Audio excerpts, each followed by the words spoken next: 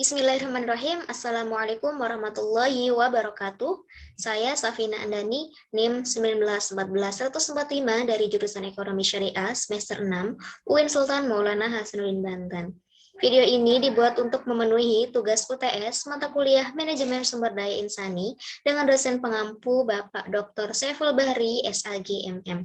Nah, kali ini saya akan membahas mengenai isu-isu strategi manajemen sumber daya insani maupun manajemen sumber daya manusia. Baik, langsung saja ke definisi dari isu itu sendiri. Isu itu merupakan langkah awal dalam proses pemformulasian strategi sumber daya manusia dan juga sebagai penyelarasan kegiatan-kegiatan sumber daya manusia dengan prioritas bisnis. Itu definisi menurut Walker. Kemudian ada 4 langkah dalam pendefinisian isu. Yang pertama, menilai perubahan dalam lingkungan eksternal dan internal. Kedua, mengidentifikasi isu yang relevan dengan bisnis berupa celah, pertanyaan, ataupun masalah untuk dipecahkan melalui tindakan. Yang ketiga, memilih isu yang penting terhadap bisnis untuk memperoleh keunggulan kompetitif. Dan yang terakhir adalah menjawab isu melalui strategis.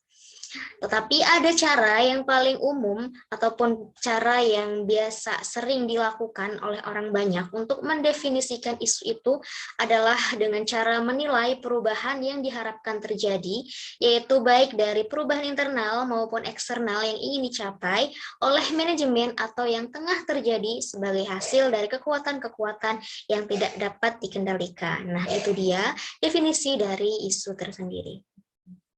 Kemudian apa saja sih isu-isu strategi manajemen sumber daya manusia itu yang ditinjau dari berbagai perspektif dan kekinian. Nah, sebelum ke isu-isunya, keterbatasan sumber daya manusia itu adalah sebagai akibat ketidakseimbangan pertumbuhan angka sumber daya manusia terdapat terhadap pasar tenaga kerja berkualitas yang menyebabkan munculnya beberapa persaingan dalam mendapatkan tenaga kerja profesional.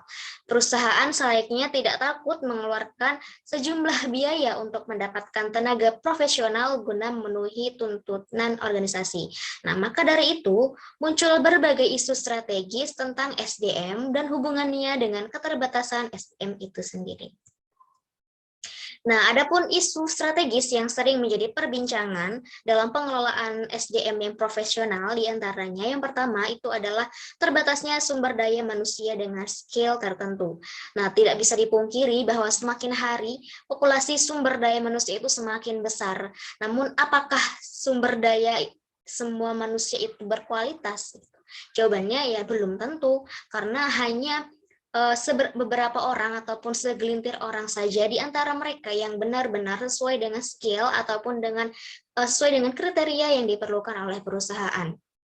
Perusahaan itu pasti memerlukan SDM yang benar-benar ahli gitu dalam bidangnya, apalagi dalam bidang yang dibutuhkan di perusahaan itu sendiri.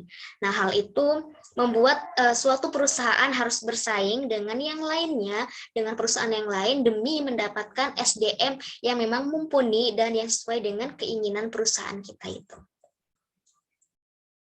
Kemudian, isu yang kedua adalah retensi sumber daya manusia. Setelah perusahaan berhasil mendapatkan sumber daya manusia sesuai dengan kriteria perusahaannya, hal ini bukan berarti masalah telah selesai semuanya. Malah disinilah mulainya tantangan gitu, bagaimana caranya perusahaan tersebut mampu memanfaatkan sumber daya manusia tersebut dengan cara sebaik-baiknya dan tidak menyia-nyiakannya. Kegagalan dalam mengelola sumber daya manusia itu tidak cuma bisa membuat SDM-nya, kinerja SDM-nya maksimal, tapi juga akan menurunkan produktivitas perusahaan. Nah, maka dari itu perusahaan itu perlu memanfaatkan sumber daya manusia yang telah mereka dapatkan ini dengan sebaik-baiknya, dengan sebaik mungkin, kemudian diberikan dukungan-dukungan ataupun support system baik dari pelatihan, kemudian mental, dan lainnya, supaya kinerja dari sumber daya manusia tersebut tetap meningkat ataupun tidak turun gitu. Kemudian, isu yang ketiga adalah pengembangan sumber daya manusia. Seiring dengan kemajuan zaman, untuk menjawab kebutuhan konsumen, perusahaan tentu harus berkembang agar dapat bersaing dengan perusahaan lainnya. Nah, salah satunya itu bisa dengan meningkatkan skill tertentu atau membuat sumber daya manusia di perusahaan tersebut mempelajari hal baru sehingga mampu menjadi pribadi yang multitalenta yang siap sedia kapanpun perusahaan memerlukannya. Perusahaan juga harus memfasilitasi pengembangan karyawan. Jadi, agar perusahaan itu dapat berkembang dan bersaing dengan perusahaan lainnya, kemudian bisa beriringan ataupun mengikuti perkembangan zaman, maka salah satu caranya yaitu dengan meningkatkan skill dari karyawannya atau dari sumber daya manusianya itu sendiri. Dengan cara apa? Ya dengan cara memfasilitasi sarana prasarana, kemudian pelatihan, pengembangan, pembinaan, dan lainnya. Kemudian isu yang keempat adalah perkembangan teknologi. Perkembangan teknologi ini difungsikan untuk membuat kehidupan semakin praktis. Teknologi yang berkembang saat ini telah hampir menjangkau seluruh aspek kehidupan, misalnya dalam bidang manajemen HR. Tidak sedikit aplikasi atau program online yang bisa dipakai untuk memudahkan HRD dalam kegiatan mengatur SDM sehari-hari. Contohnya ketika ada seleksi HR. Nah, di sini perkembangan teknologi ini memang memiliki peran yang sangat penting di era sekarang, di era digital seperti ini. Maka dengan begitu, mau tidak mau kita harus mengikuti perkembangan teknologi yang ada. Jangan sampai tertinggal karena bisa berdampak kepada perusahaan itu sendiri, entah kalah saing ataupun produktivitasnya menurun dan bahkan tidak bisa maju gitu, seperti perusahaan-perusahaan lainnya. Kemudian isu yang kelima adalah pengembangan desain organisasi terbaru. Sistem organisasi yang telah diterapkan selama bertahun-tahun itu belum tentu bisa efektif untuk diterapkan selama di tahun berikutnya. Hal ini harus disesuaikan dengan keberagaman sumber daya manusia perusahaan yang ada. Begitu juga dengan sumber daya manusianya. Keberagaman ini dipengaruhi oleh perkembangan zaman yang semakin modern. Oleh sebab itu, organisasi perusahaan yang diciptakan harus tepat dan mampu menjawab keberagaman sumber daya manusia ini. Nah, jadi seiring perkembangan zaman tentu sistem organisasinya pun akan sedikit berubah gitu karena menyesuaikan perkembangan zaman yang ada.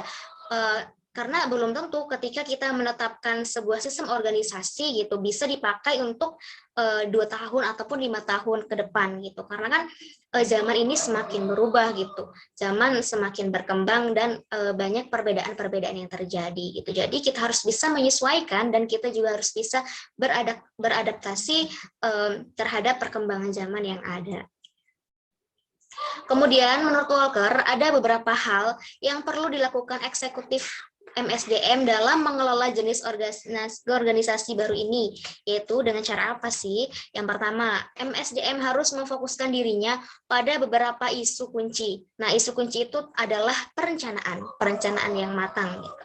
Kemudian yang kedua, manajemen perusahaan mengharapkan eksekutif MSDM untuk terlibat dalam penyediaan leadership dan mendukung kesiapan SDM dalam mengantisipasi setiap perubahan dalam lingkungan bisnis. Kemudian yang ketiga, fungsi MSDM melakukan operasinya dengan lebih fleksibel dan efisien. Nah, inilah hal-hal yang perlu dilakukan untuk mengelola jenis organisasi baru. Oke, mungkin itu saja yang dapat saya sampaikan. Kurang lebihnya mohon maaf. Wassalamualaikum warahmatullahi wabarakatuh.